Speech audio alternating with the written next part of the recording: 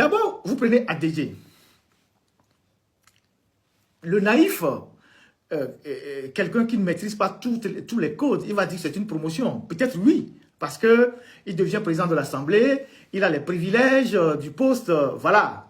Et ça rentrera dans l'histoire qu'il a été président de l'Assemblée. Mais en réalité, lui aussi, c'est un garage.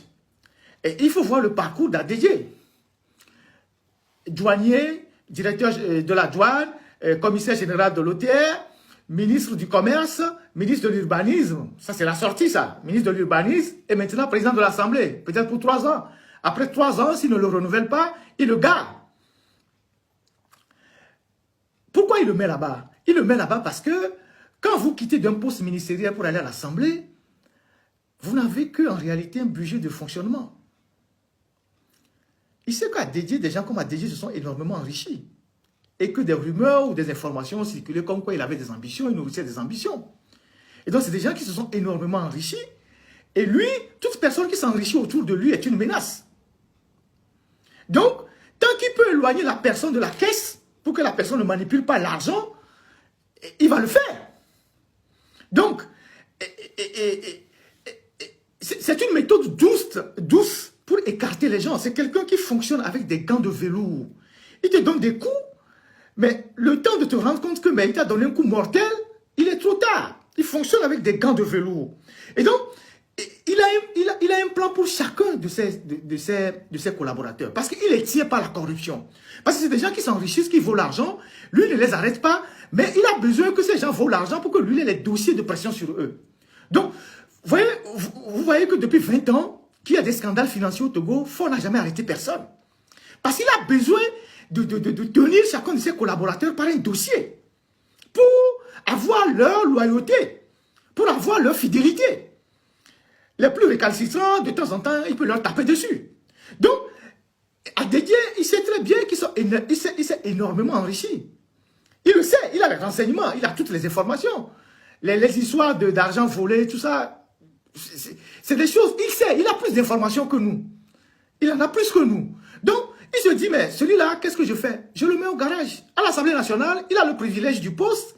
Il peut circuler dans la rue de Lomé, ça va faire pip, on va dire président de l'Assemblée, mais il n'aura plus l'opportunité de manipuler l'argent dans un ministère, d'avoir un budget et de faire des affaires.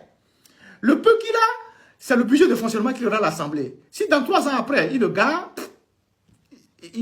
c'est fini.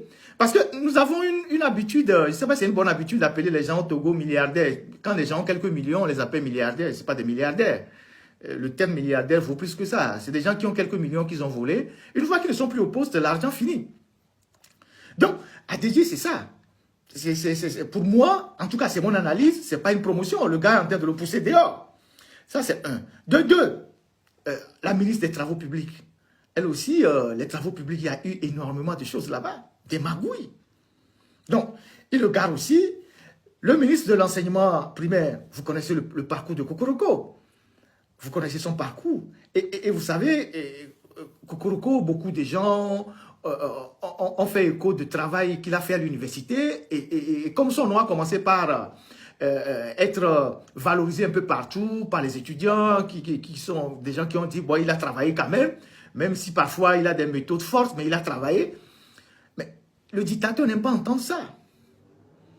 Donc, le fait d'abord de l'enlever de l'université, c'était le début de la chute, si je peux parler ainsi. Ensuite, il est allé au ministère de l'enseignement, on a coupé une partie qu'on a rattachée au ministère du Commerce ou au ministère de la Culture. Et maintenant, il va 3e vice-président de l'Assemblée. Ce n'est pas une promotion. Il n'aura pas un budget à gérer, il n'a rien. Il sera juste avec peut-être un garde corps. Et Myriam Dossou, pareil. Elle était Kumira, elle avait l'INAM, autour duquel il y avait énormément de scandales. Le ministère du Développement à la base, où on a investi beaucoup d'argent pour peu de résultats, c'est nous protéger de Dogbé. Et elle aussi, elle s'est bien enrichie parce que quand on parle de la déclaration des biens, voilà des cas comme ça qu'on doit soulever. C'est une dame qui est rentrée au gouvernement, quand elle n'avait rien. Aujourd'hui, elle a des maisons partout à Lomé, des maisons très coûteuses. Donc, elle le met de côté. Donc, l'Assemblée nationale, le bureau de l'Assemblée nationale, c'est le premier garage pour lui. Et donc, forcément que d'autres ministres vont rester. Il ne va pas les ramener au gouvernement. Il a besoin de nouvelles têtes au gouvernement, qui peut-être ne le connaissent pas mieux ou ne le connaissent pas trop, qui seront totalement dévoués à lui. Et il va les utiliser aussi, et puis après il va les garer.